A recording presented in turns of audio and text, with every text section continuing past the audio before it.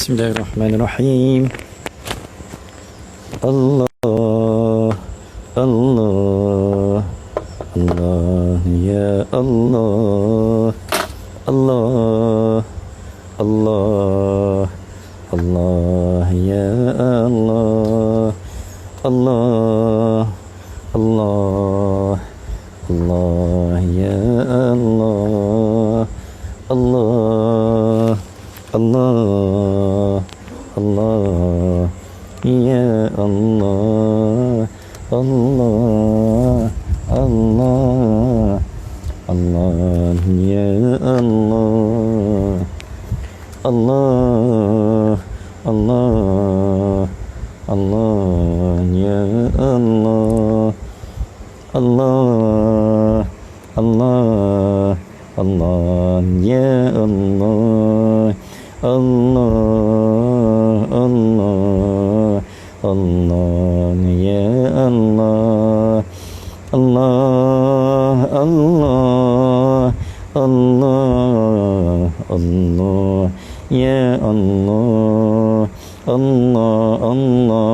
Allah, Allah, ya Allah, Allah, Allah, Allah, Allah, Allah, ya Allah, Allah, Allah, Allah, ya Allah, ya Hayyu ya Qayyum ya Fattahu ya Alim ya Latifu ya Kafi, Allah, Allah, Allah, Allah, Allah, ya Allah. Waalaikumsalam warahmatullahi Sihurin. Waalaikumsalam warahmatullahi Bashir. Terima kasih. Jadi insyaAllah kita buka pertemuan kita malam ini dengan Al-Fatihah. A'udzu billahi minasyaitonir rajim. Siapa boleh ikut lagu Ustaz Manis? Boleh Cuba try pelan-pelan follow lagu saya. Lagu Al-Fatihah. Boleh? Bismillahirrahmanirrahim. Alhamdulillahi rabbil alamin. Ar-Rahmanir Rahim. Maliki yaumiddin. Iyyaka na'budu wa iyyaka nasta'in. Ihdinas siratal mustaqim. Siratal ladzina an'amta 'alaihim ghairil maghdubi 'alaihim waladdallin.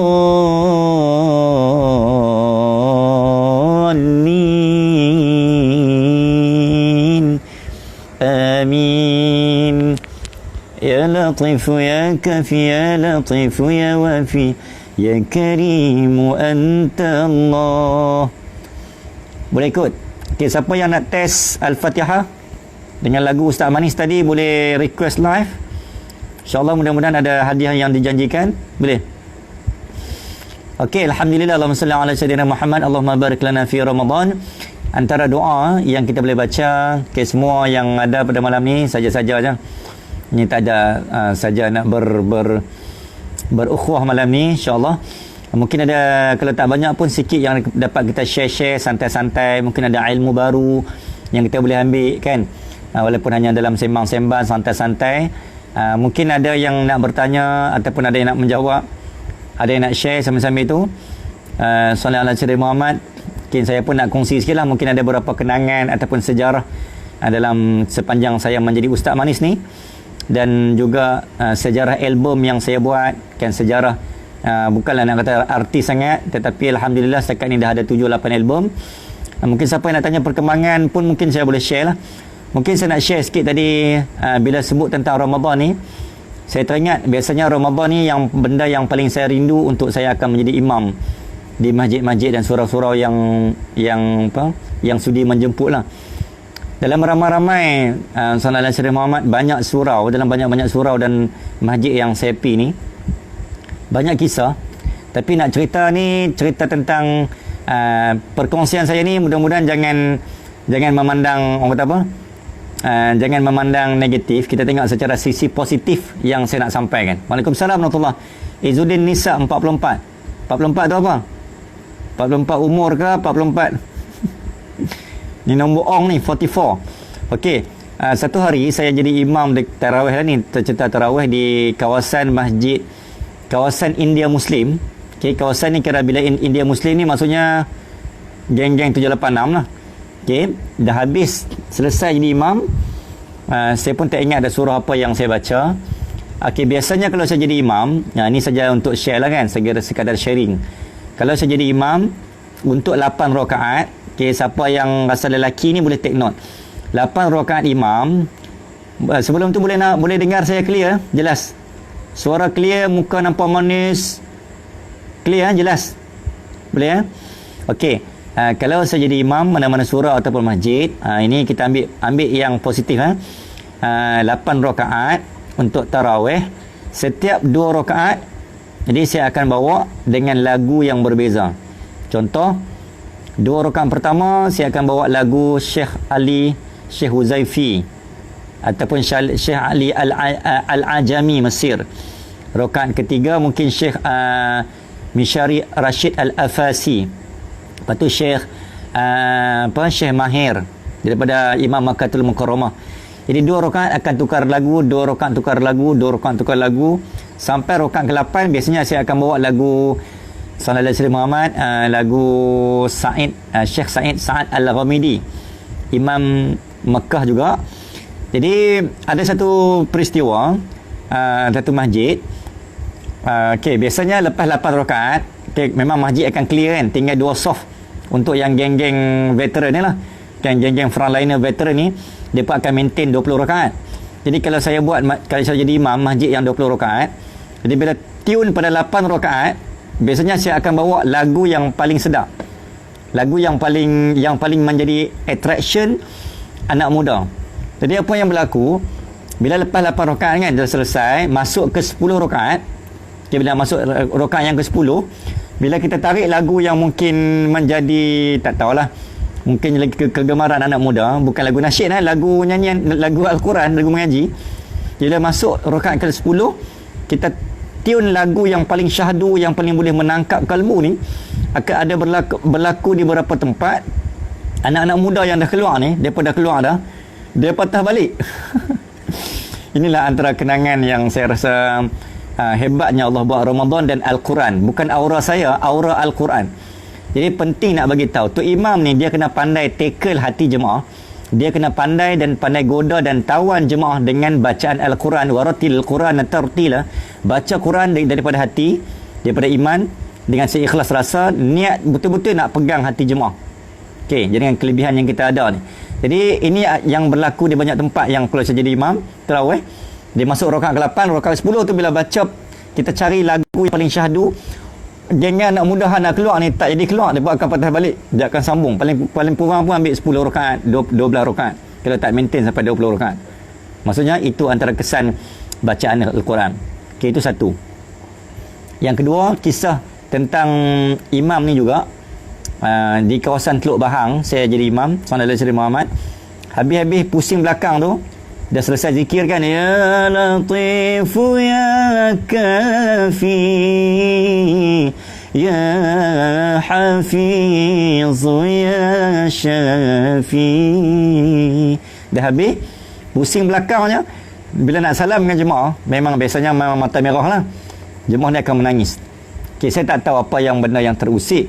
Kebanyakannya masjid-masjid surau-surau yang PA sistem dia sedap, jadi menyebabkan mungkin bacaan tu lebih syahdu, jadi mungkin lebih sampai.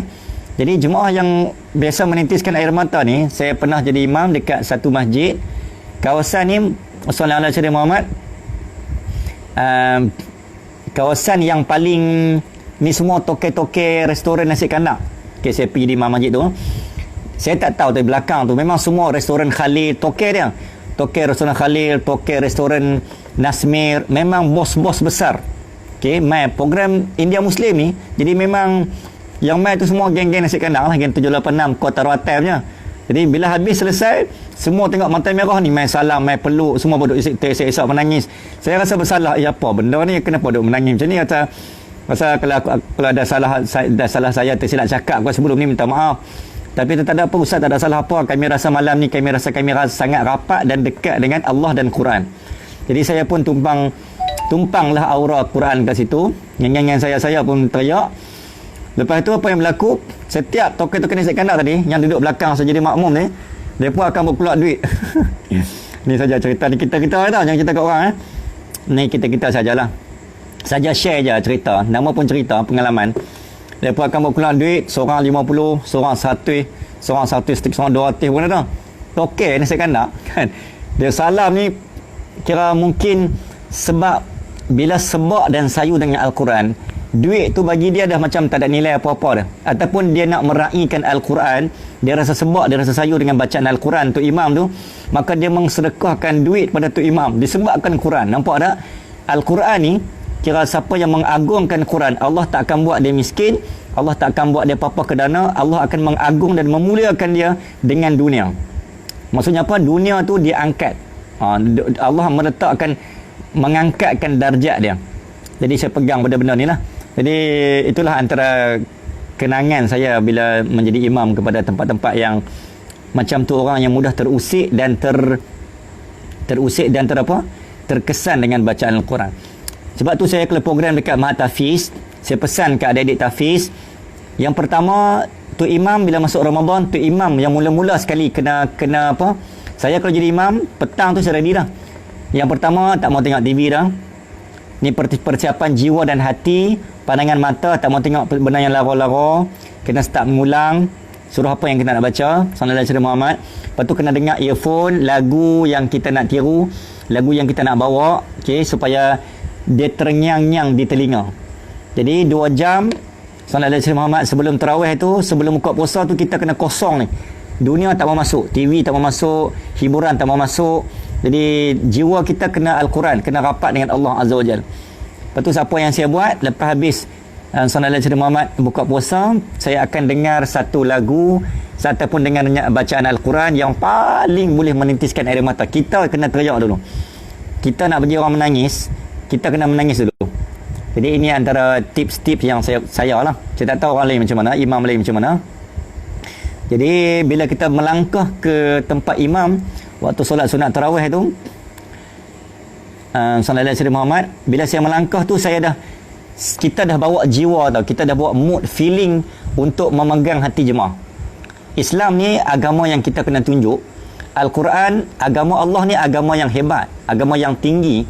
Jadi kita kena buat Al-Quran tu jadi tinggi. Sebab tu saya sangat tak suka, saya bukan tak suka, macam tak setuju kalau surau masjid ni dia ambil imam lebih kurang, lepas tu dia buat PA system dia pun lebih kurang, dia buat agama ni lebih kurang. Sebab tu kita kalah dengan agama lain. Cuba tengok kat gereja-gereja, dekat tokong-tokong Hindu kan, cuba tengok depa jaga syiar tau, depa jaga hiasan dinding dia kan, tokong kuil-kuil ni depa jaga hiasan, dia punya loceng dia tersusun elok, dia ada PA system, depa jaga.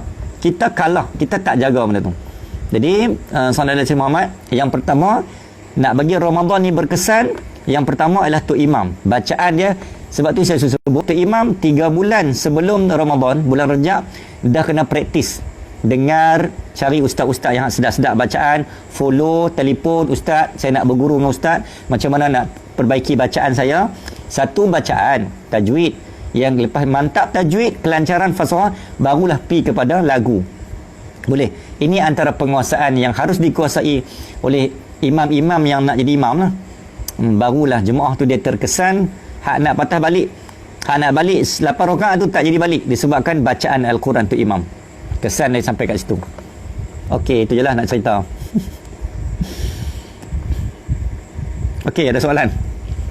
Soalan Sri Muhammad. Kalau ada soalan? Okey, saya nak share sambil-sambil tu dalam kitab yang sallallahu alaihi wasallam Muhammad yang dikarang oleh beberapa ulama juga. Rupanya kita tak perasan, Lailatul Qadar ni memang Allah buat untuk Ramadan. Okey. Satu sebab apa Allah buat untuk Ramadan sahaja? Sebab Allah nak memudahkan kita untuk jumpa dengan Lailatul Qadar. Bayangkan kalau Allah kata Lailatul Qadar 1000 bulan khairun min alfi syahr. Tiba-tiba Allah tak bagi tahu bila. Tapi memang ada dalam Ramadan, tapi Allah tak bagi tahu. Agak-agak macam mana? Peluang nak jumpa tu sangat tipis. Jadi Allah sayang kita, Allah nak memudahkan kita, Allah dah bagi tahu dah, okey, duduk dalam Ramadan. Dah lah Ramadan, lepas tu bagi tahu pula 10. Jadi mengurangkan kepayahan kita, menambahkan peluang kita untuk bertemu dengan Lailatul Qadar. Okey, satu malam ibadat dia seperti dengan 83.3333 ataupun 84 tahun. Okey, semua ibadat lah. Satu ibadat bersamaan. Kalau kita sedekah pada malam tu seumpama kita sedekah 83 tahun. Kalau kita sembahyang satu rakaat umpama 83 tahun punya sembahyang. Boleh faham? Kita meninggal umur 70, pahala kita berjalan sampai 153 tahun.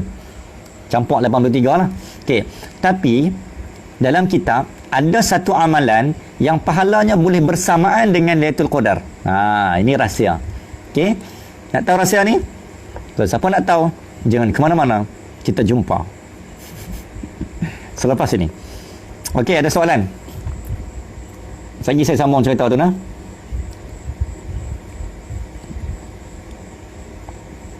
Okey, siapa yang nak dapatkan mungkin sedikit bacaan saya yang tak seberapa lah. Dekat YouTube pun ada lah sebahagian bacaan saya. Surah Juzuk Amma, tab kan kat YouTube, search kat YouTube ada.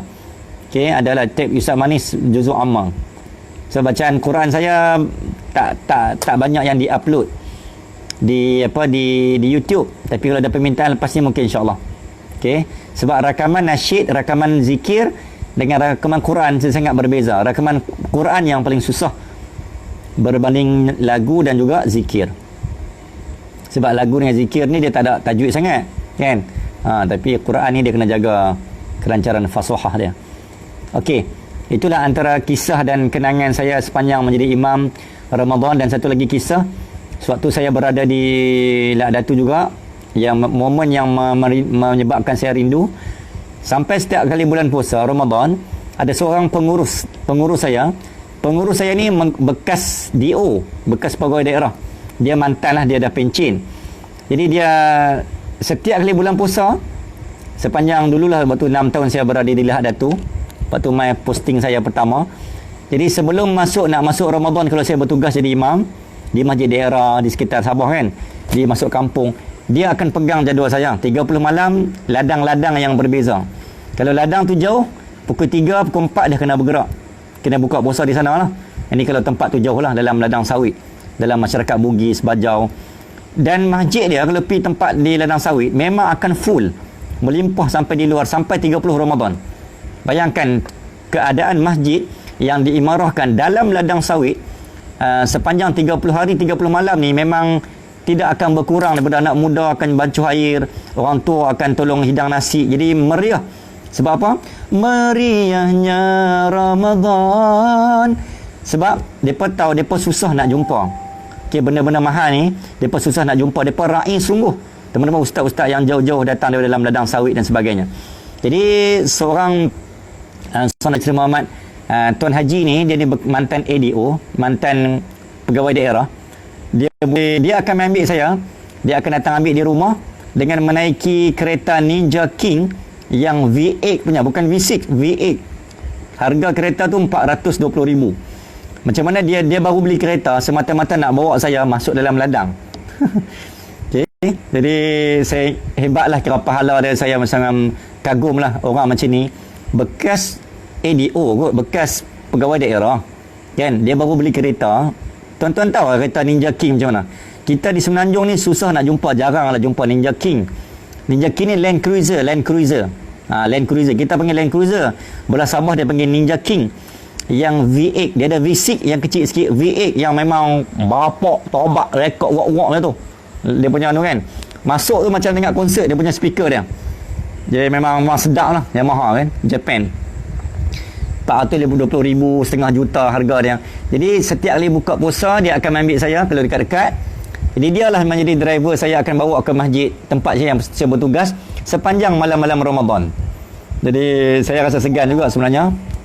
Saya rasa segan sebab dia bukan pegawai daerah kan. Siapalah kita ni pegawai daerah tiba-tiba menjadi pembantu driver pula.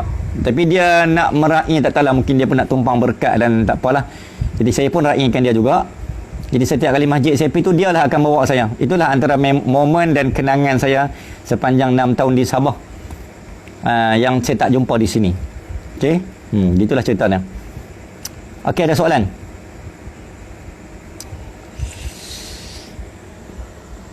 Bulan Ramadan, bulan yang berkat, bulan rahmat dan bulan utama, pahala digandakan, doa diterima.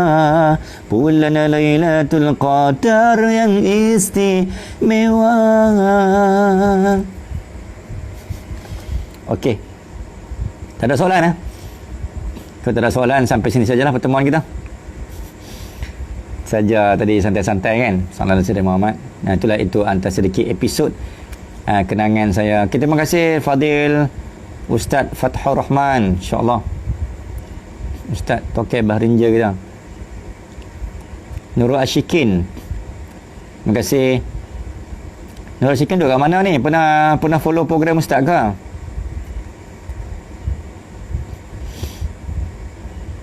Bismillah, alhamdulillah, sallallahu alaihi Muhammad. Ana dah naik kereta tu dan bawa kereta tu memang mantap. Ya kan? Barakallah. Betul Acik. Tuan Acik ada kereta tu kan? Kalau ada nak tolong minta main ambil saya. Sejak saya balik ke sini memang dah lama dah tak naik kereta tu. V8 tu memang bapak punya lah. Lama dah nak merasa kereta tu. Waktu tu harga 2009 420,000. Waktu saya naik tu dia baru beli, plastik pun tak buka lagi. Memang tip top lah dia punya speaker dia. Kan rasa macam duduk dalam studio lah. Maksudnya apa? Dia nak meraihkan tu imam kan. Kita raih lah. Saya rasa saya tak layak, tapi untuk bagi pihak dia, saya raih. Mungkin dia nak tumpang syafaat Quran, syafaat tu imam. Walaupun saya tak ada syafaat, saya tak ada berkat apa pun, tapi saya raihkan dia lah. Dia ambil, bawa saya ke masjid-masjid. Jadi bila ustaz-ustaz imam tanya ni, macam mana nak jemput ustaz? Dia akan, kalau nak jemput ustaz, hubungi saya. Dia yang akan mengoffer dirinya untuk dihubungi kalau siapa-siapa yang nak jemput ustaz. Jadi saya terharu juga lah. Jadi beliau ni masih ada lagi. Masih hidup lagi lah. Okey, dia lah Datu. Orang kuat saya juga. Dan saya buat program-program konsert manis sepanjang manis bersiaran 2005 sampai 2010 last. Dialah antara tulang belakang yang banyak menyumbangkan dana ataupun penajaan sponsor 8,000, 10,000, antara orang-orang kuat lah. Ni tokai-tokai ladang sawit je. Dan dia pernah offer kat saya, dia ada, memang orang kaya lah, dia ada pulau, dan dia pernah offer kat saya, kalau ustaz nak beli pulau RM150,000. Mana pernah ada orang beli pulau kan? Oh ya kan? Ya kan, di Sabah begitu. Di Sabah susah mau jumpa kereta biasa. Sana kereta sana kereta Hilux double cab kan, 4 wheel begitulah. Sebab jalanan tak bagus, jalan gerabel begitu. Jadi apa tadi? Tuan Haji tadi dia pernah offer kat saya, ustaz mau beli ke? Saya mau jual sama ustaz dengan harga kita Syak 150k. Pulau tu Sepi tu memang dia dengan darat dalam lebih kurang tak jauh lah, nampak je sebenarnya. Dia kena naik boat lah. Naik boat dalam berapa minit mungkin 10 minit macam tu lah, ke boat, naik boat tu, nak pergi ke pulau tu. Pulau tu belum dibangunkan, airnya hijau. Belum Sabah kan banyak pulau-pulau macam tu kan, macam sempurna kan. Jadi tempat saya tu, nama pulau ni Pulau Sakar. Okay, salah satu pulau tu. Pulau ni belum dibangunkan. Jadi saya pusing pulau tu, macam bagus ni kalau beli ni, 150,000 macam beli rumah apa. Kenapa Ustaz Manis? Saya sudah cerita ni sudah diulang siar. Kena cek dalam ni, boleh buka FB saya lah, boleh. Buka FB Ustaz Manis. Buka FB, type Ustaz Manis, USTAZMANIS. Ada tu dalam post-post terbaru juga, profil sejarah Ustaz Manis. Nanti jumpa jawapan kat situ, kenapa Ustaz Manis. Memang di Sabah lah ceritanya. Cerita yang saya cerita ni, Ustaz Manis ni lahir di Sabah. Dia lah ada tu tempat yang saya cerita ni. Okey, itu sejarah Ustaz Manis namanya. Okey, nanti boleh buka FB, YouTube FB Ustaz Manis. Okey, sallallahu alaihi Muhammad. Jadi Haji tadi dia menawarkan pada saya pulau RM150,000. Saya pun time tu kita belum belum ada kepentingan, macam belum terfikir mau buat apa ni kalau beli pulau ni. Tapi memang bagus sebab kalau mau dibangunkan sebagai resort. Jadi saya pusing tu bagus, memang cantik, airnya hijau. Jadi macam saya macam bilang sedap ni kalau ni, kalau ada pulau sendiri. Tapi time tu saya mau pulang sudah, saya mau pindah sudah balik Semenanjung. Jadi ndak lah macam apa? Ndak terfikir kalau mau beli pulau. Kalau mau beli pulau aku ni mau balik sudah ni, mau pindah. Jadi kalau beli pulau macam mana mau aturkan, mau uruskan, nanti mau ulang alik lagi pergi sana. Jadi ndak jadilah.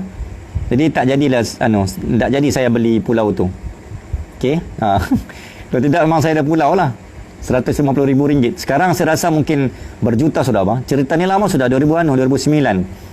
11 tahun yang lampau. Harganya RM150,000. Saya tak pasti sama ada pulau tu sudah dibangunkan. Mungkin kalau ada chalet-chalet di tepi tu memang floating punya chalet sesuai.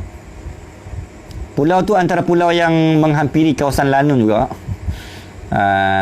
Antara kawasan yang terdedah dengan ancaman Lanun lah. Tapi dululah kan, sekarang okey bang. Okey, ada soalan kah? Kenapa saya kenapa saya bertukar slang Sabah? Okey, ada soalan? Acik duduk di Sabah di mana? Tahun bila? Mengajar kah? Okey, ada siapa mau kita test satu bacaan? Okey. Bismillahirrahmanirrahim. Tabarakalladzi biyadihil mulku wa huwa ala kulli syai'in qadir. Alladzi khalaqal mauta wal hayata liyabluwakum ayyukum ahsanu amalan wa huwal azizul ghafur. الذي خلق 7 سماوات طباقا ما ترى في خلق الرحمن من تفاوت فارجع البصر هل ترى من فطور. Okey, sebutkan nama surah ayat yang dibacakan oleh Tuan Imam yang didatangkan khas dari Papua New Guinea. Surah apa? Siapa tahu? Acik di mana acik? Ya, saya masih pekat. Sebab apa? Sebab saya pulang 2011, tapi saya selalu turun di Sabah. Sampai sekarang pun saya masih turun. Program boleh kata hampir 2-3 bulan sekali turun di memang keluarga angkat pun ramai. Jadi saya masih hubungan masih dekat sama orang Sabah. Jadi program saya pun selalu kalau saya turun kuliah, program show saya di sana di Sabah sampai sekarang, walaupun sudah 11 tahun meninggalkan, memang orang tak percaya saya orang Semenanjung. Ini memang kalau saya turun ceramah kan di Kuna, di Ladatu, dia orang bilang, "Ustaz, minta apa IC-mu? Kenapa juga kau ini? Minta IC ku." "Enggak apa Ustaz. Ustaz bilang orang Semenanjung, tak aku percaya." Saya Semenanjung, Ustaz, saya orang Kedah. Kata saya orang Kedah, bukan orang Sabah. Tapi Ustaz kleng selengmu tu bikin Ustaz. Macam ndaklah kami percaya Ustaz orang Semenanjung. Jadi dia minta saya punya IC lah. Begitu ceritanya. Oh, di KK kah? Oh, lah ni. Sempat jumpa lah kali. Saya masih di ni. Kalau time begini 2004-2014 memang saya di KK. Saya selalu ulang alik lah, tapi saya kan di LD Tawau. Jadi KK memang KK di mana? Memang kita setanah lah ini time begini. 10 tahun juga kalau 10 tahun ni slang kena Messi mengalahkan saya. Sebab saya 6 tahun Syak. 6 tahun saja saya tempat belajar Bugis, Bajau, Sulu, Idaan. Jadi bila saya balik ke Semenanjung, Penampang, tahu bah? Tempat limpas tu. Selalu limpas itu. Mau pergi RTM kan, mau pergi Sabah FM, saya ada berkudar siaran di Sabah FM. Mau pergi Inana, mau pergi bypass kan, jalan bypass Tuaran betul.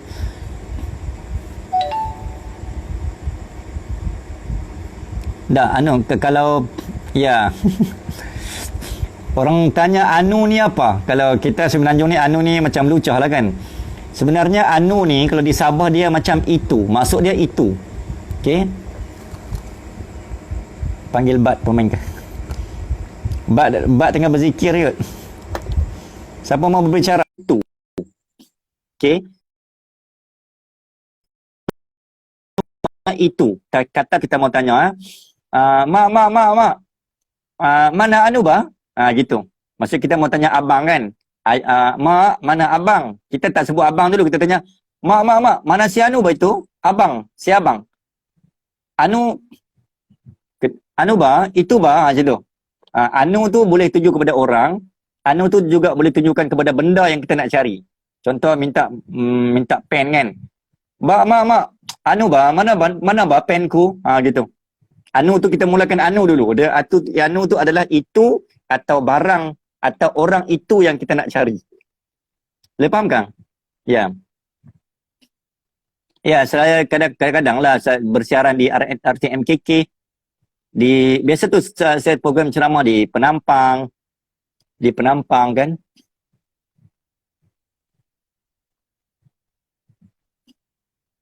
Di Penampang di anu. Okey, siapa mau bercerita sama saya? Kita buka laluan.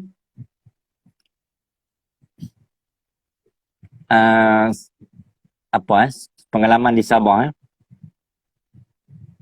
Si anu tu bah, si anu tu, si itulah orang itu. Gitu. Saya 11 tahun dah saya balik, saya pulang dari Semenanjung, dari Sabah. Tapi saya belum boleh mampu tukar slang sepenuhnya. Walaupun mengajar cakap utara lah kan, cakap Penang, tapi masih ada dia punya kesabahan tu. Saya nak tahu kenapa. Mungkin aura lama dari sana kali. Ada satu cerita, ada seorang pelajar saya ni, pelajar ni dia bajau. Jadi pelajar ni dia macam orang, dia ndak jaga susah keluarganya. Mamaknya, kalau kita mamak tu, mamak lah kan, geng mamak lah 786 kan. Tapi dia kalau di Sabah, mamak ni ialah mak. Beliau tu mak.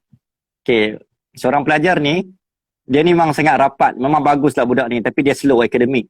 Kan, jadi tapi bagus dari akhlak dan adab ni. Satu hari ni, sebab saya kan program jauh-jauh dalam ladang sawit, ceramah, show kan, dia di Datu semua. Jadi saya kadang mau cari peneman lah. Jadi pelajar saya ni, saya nampak macam ada potensi. Jadi saya train dia sebagai tukang-tukang bawa lah kan, bawa beg ustaz, supaya dia ada khidmat dengan ustaz. Jadi bila rapat dengan keluarganya, bapaknya tokek kantin, mamaknya kantin juga. Tapi beliau lelakinya, ayahnya tinggal di luar, mamaknya pun tinggal di luar. Jadi di rumahnya tinggal adik-beradiknya Syak. Jadi menyebabkan dia kadang kurang kasih sayang lah kan. Tapi rumahnya ini dia ada set cuci kereta. Okay, yang sangat lengkap. Jadi ini hanya kenangan Syak lah. Jadi bila kereta saya banyakkan masuk ladang kan. Jadi bila balik, kereta penuh dengan selut, berdebu. Jadi kalau tengah malam, time-time beginilah, jam 11 suku, jam 11.30, telefon si budak tu lah. Kasih tahu, panggil dia lah. Kereta ustaz macam kotor-kotor sudah bah. Tunggu ustaz. Di situ, ustaz tunggu nanti saya sampai. Nanti dia akan datang rumah saya, dia tolong ambil kereta saya, dia bawa pergi balik rumah dia. Dia kasih cuci kereta dia, macam di rumah dia ada set cuci kereta, macam yang kita pergi cuci kereta surround wash kat kedai tu kan. Set tu ada di rumah dia. Allah. Set cuci kereta tu, macam kita ada kat snow wash, kereta car wash kedai tu, kan, ada di rumah dia semua satu set, penembak semua ni. Jadi memang kita cuci di rumah dia tu memang macam manulah, macam kita cuci standard di kedai. Dia akan tolong ambil, dia akan tolong hantar. Memang hebat lah. Susah lah jumpa anak murid yang sehebat begitu. Okey. Sallallahu Muhammad. Itulah antara pengalaman Ramadan saya. Okey. Dan juga mungkin yang terakhir, mungkin malam ni, Sallallahu Muhammad,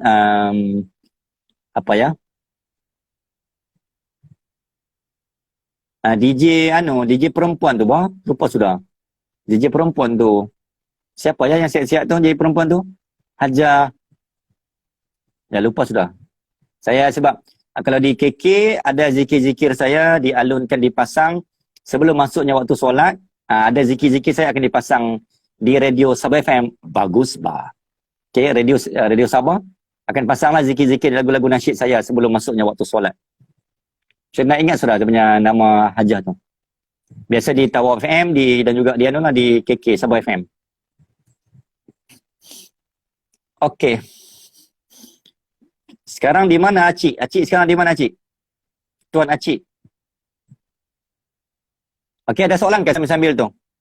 Okey, kalau tiada, sekejap kita mau add siapa ya? Sekejap kita tengok. Kita sembang dengan Ya Allah, ya Tuhanku, ampunilah hamba-Mu. Okey. Kita tengok Ali ada tak Ali? Ali Putih. Ali tak online ah. Ali. Man Raja Lawak. Izzat Lazim.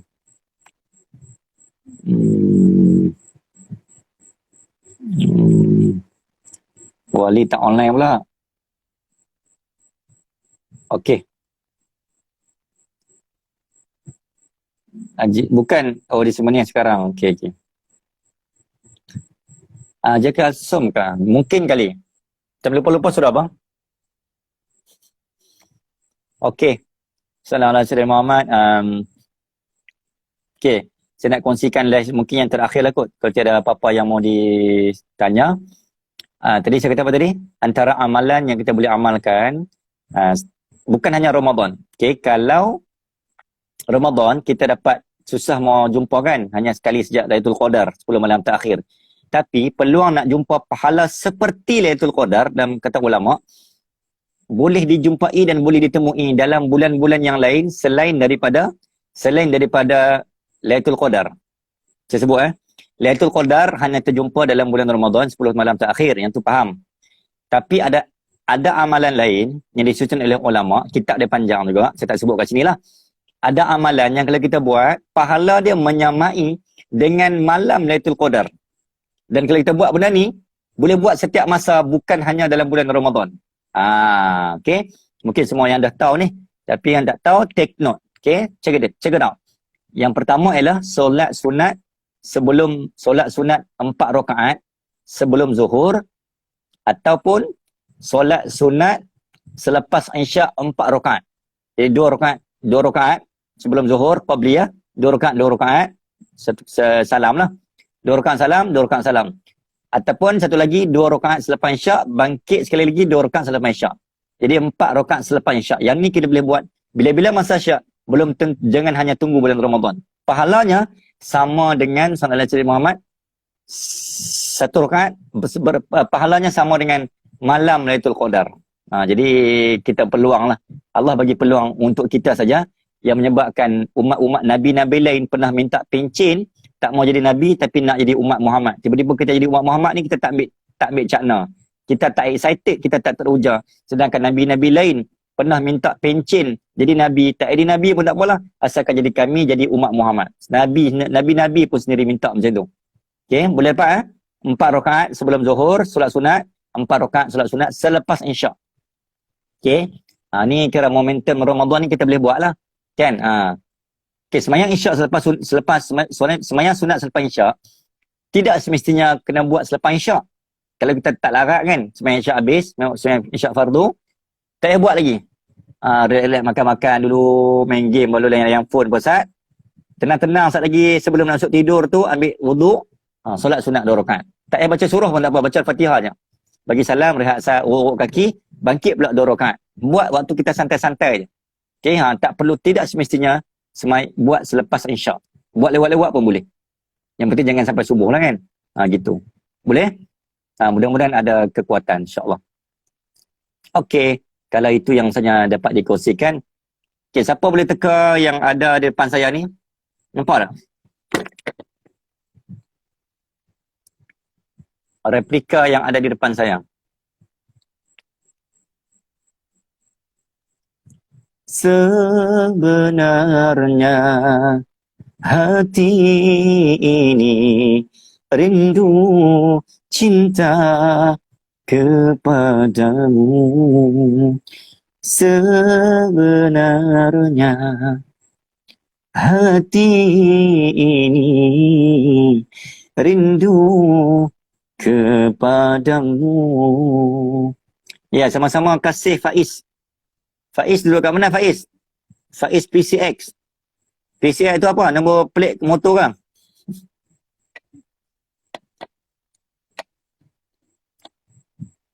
Malam ni dia nampak cahaya clear eh? Jelas eh? Biasa blur-blur.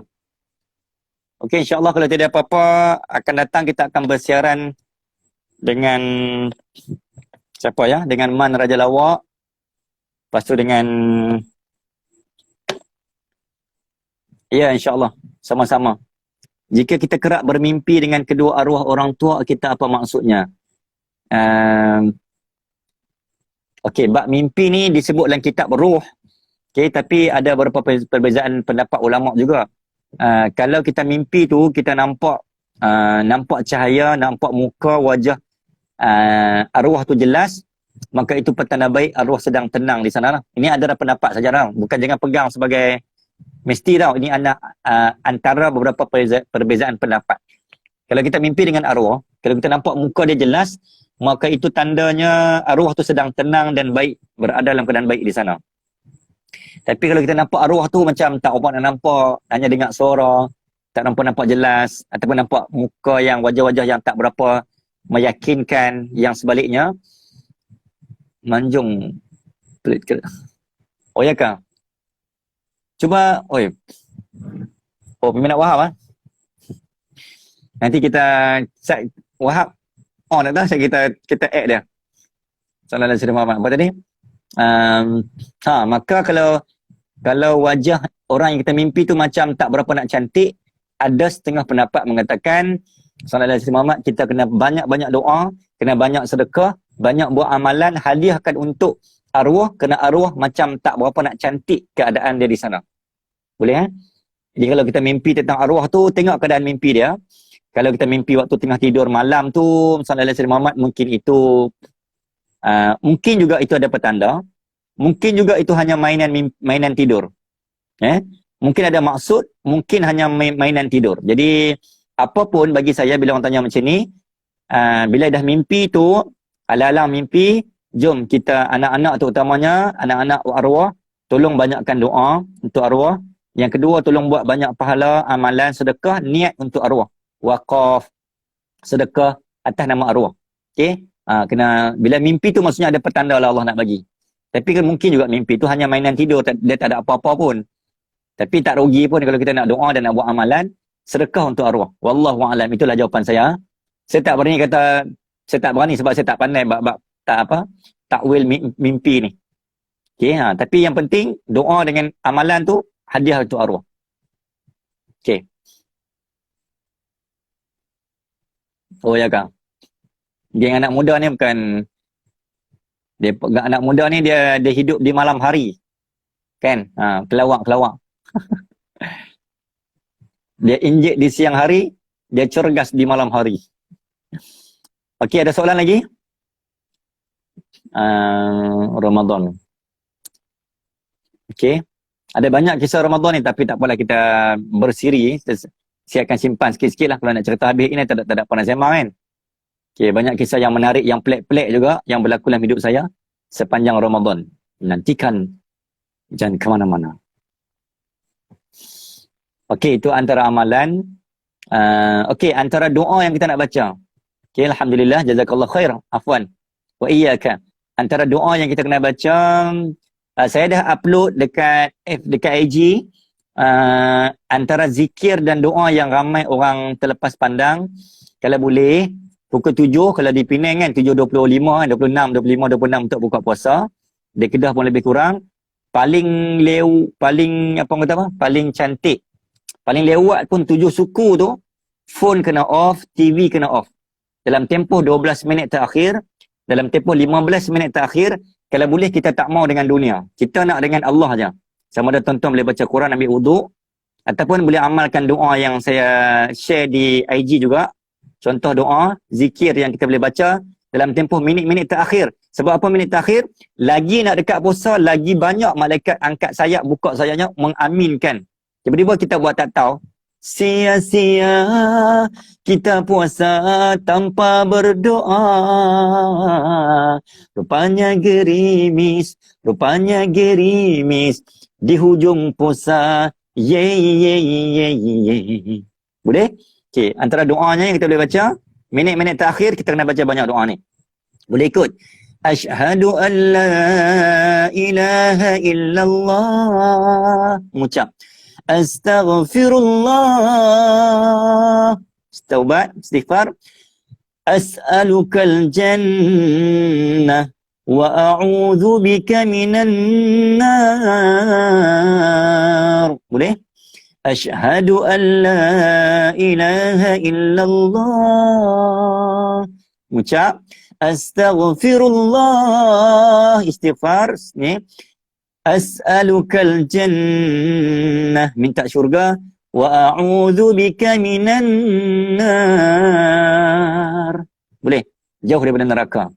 Kalau ingat, tambah satu lagi. Allahumma innaka afuwwu tuhibbul afwa fa'fu anni. Fa'fu anni. Fa'fu anni. Ya Karim. Boleh? Itu antara doa dan zikir yang kita boleh baca. Perbanyakkan sampailah dah masuknya waktu berbuka bagi kawasan Pulau Pinang dan Kedah Darul Aman bagi kawasan-kawasan yang sewaktu dengannya. Selamat berbuka puasa.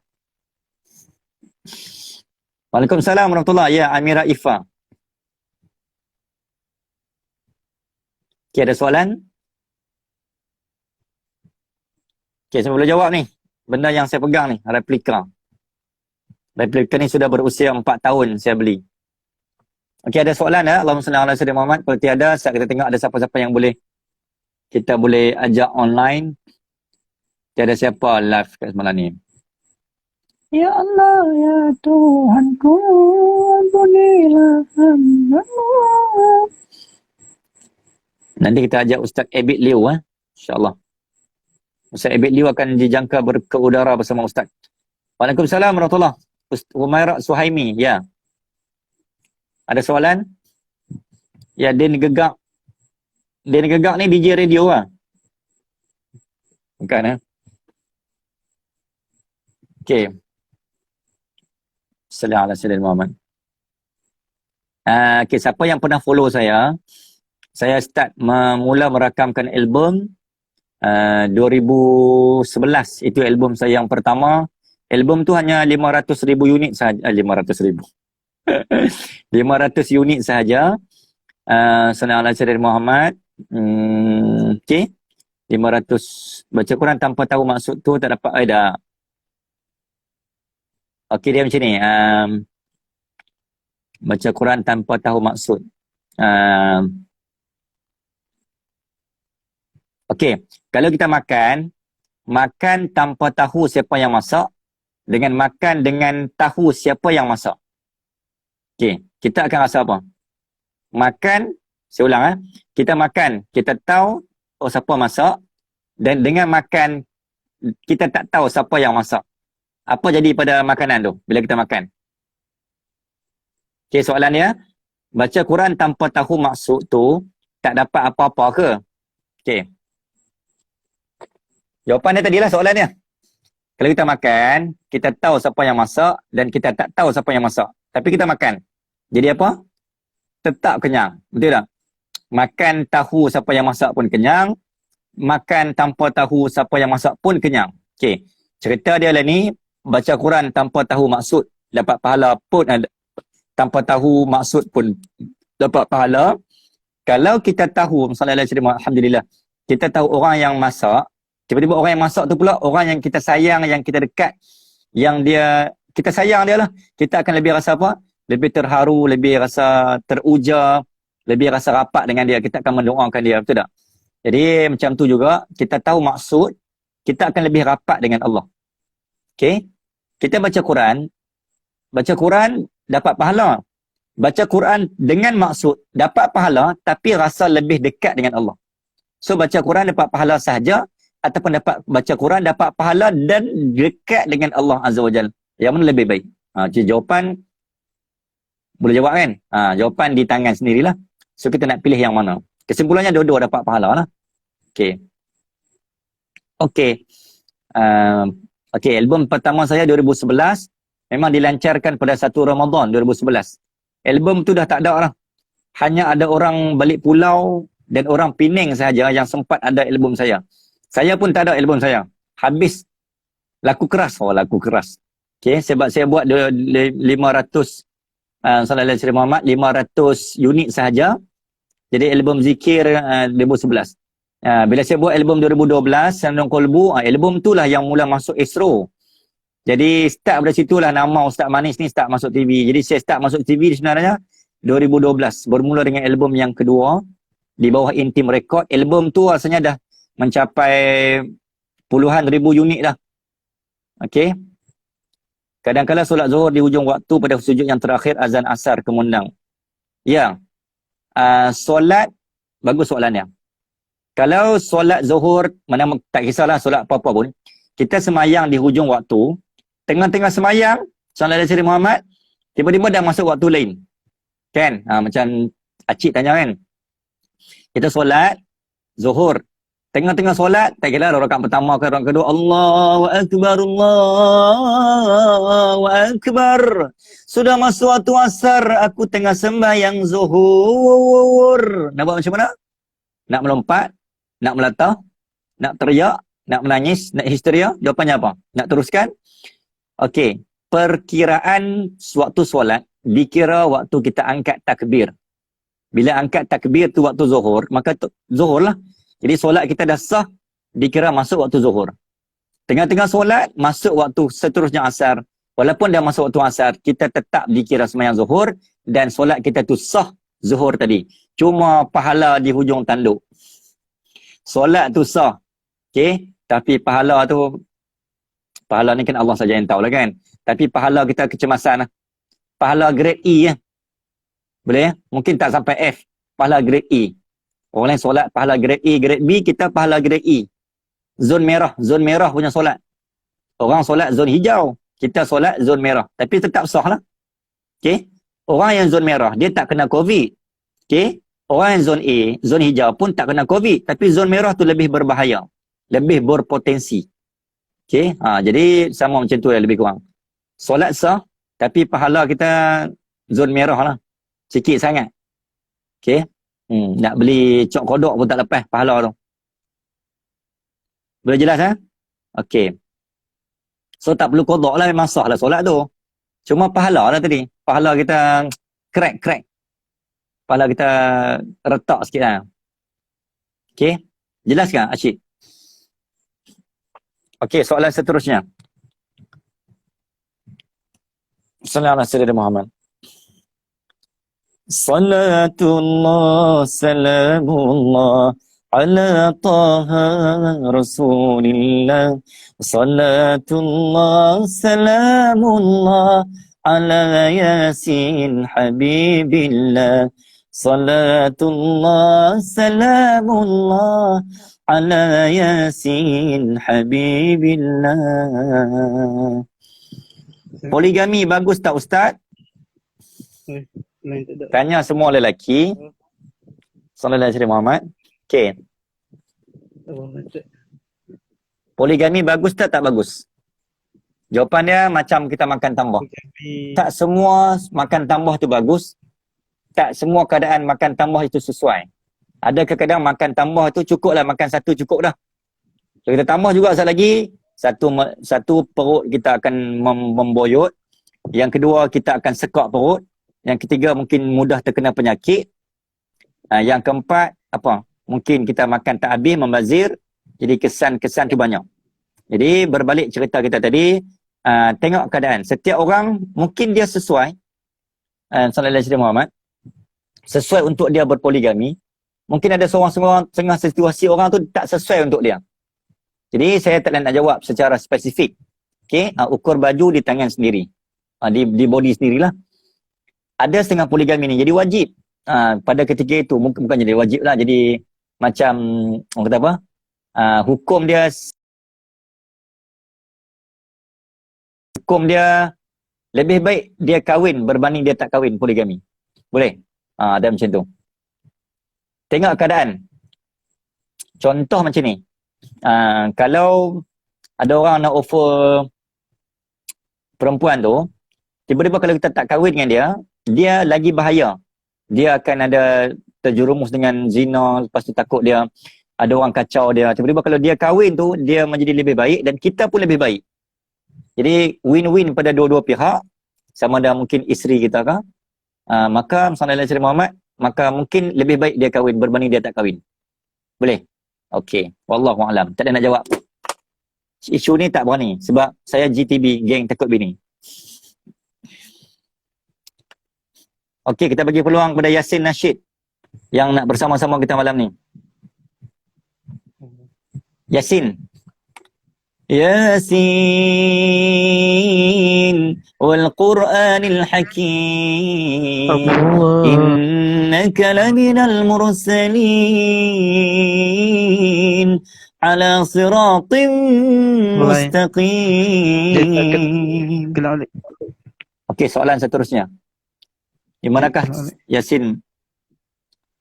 Ya, Cik, mengenai puasa sunat dan puasa ganti, adakah digabungkan atau kena selesaikan satu persatu? Yang terbaik asing-asing. Okey. Yang terbaik buat asing-asing, utamakan yang sallallahu alaihi Muhammad puasa ganti dulu. Tapi sebaiknya yang paling terbaik puasa ganti qada dalam bulan Syawal, puasa sunat confirm dalam bulan Syawal lah.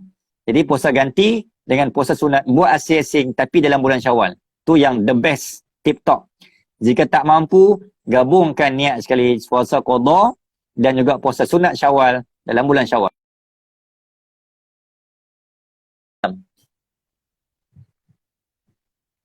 Okey, ada soalan seterusnya? Sebenarnya kemana bintang beribu di malam ini, tiada satu pun yang kelihatan kecuali kelam. Okey, sebutkan lagu yang saya baca. Sebutkan tajuk lagu yang saya nyanyikan. Mungkinkah hujan kan turun menemani malam, makin sepilah malamku ini, tiada teman bicara. Walaupun lengaku panjang. Solat Jumaat dah lama tak pergi akibat PKP. Apa pendapat Ustaz? Okey, pendapat saya, rindulah. Rasa rindu. Siapa yang tak rindu pada kebaikan yang dia biasa buat, maka ada something wrong pada hati dia. Tetapi siapa yang rindu berbuat maksiat, maka pun ada something wrong pada hati dia. Sekarang kita kena latih diri untuk kita rindu benda baik yang lama kita tinggal. Contohnya macam solat Jumaat. Tapi kalau lama solat Jumaat, kita tiba-tiba tak rasa apa. Okey? Sallallahu alaihi Muhammad, maka itu something yang bahaya. Tiba-tiba PKP ni sebenarnya bagi saya lah, ada satu kesan buruk juga tau. Bukan kesan buruk lah, kesan yang risiko. Apa kesan risiko dia? Okey, kita bagi dia sembang positif kan. Banyak masa dengan family, solat jemaah, beramai-ramai, jadi imam. Okey, kita buat benda yang kita tak boleh buat waktu kita sibuk dulu. Betul, yang tu positif tu betul. Tapi ada kesan lain. Apa kesan lain tu? Siapa boleh baca apa yang saya nak sebut ni? Bila kita biasa di rumah, kita dah selesa sembahyang di rumah, selesa sembahyang Jumaat di rumah, betul dah, okey dah. Tiba-tiba, bila buka masjid nanti, kita tak kampi, kita apa? Alah, aku dah biasa dah sembahyang Jumaat di rumah. Kan aku dah rasa selesa dah. Betul tak? Jadi, ini pun memberi kesan yang kalau kita tersilap faham kesan PKP ni, maka kita tak akan pergi masjid walaupun masjid akan dibuka nanti. Sebab apa?